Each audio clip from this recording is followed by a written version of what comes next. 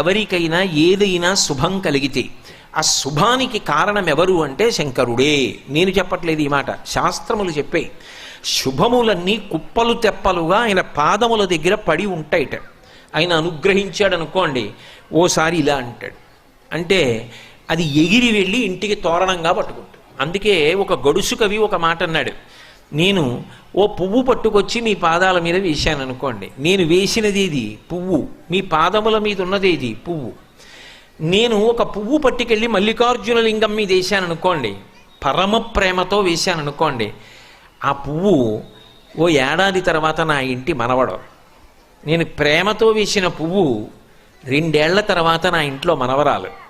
నేను ప్రేమతో వేసిన పువ్వు నేను కట్టుకునే ఒక ఇల్లు. నేను వేసిన పువ్వు నాలో కలిగేటటువంటి భక్తి. నేను వేసిన పువ్వు ఏ వయస్సులో నాకు రావాలో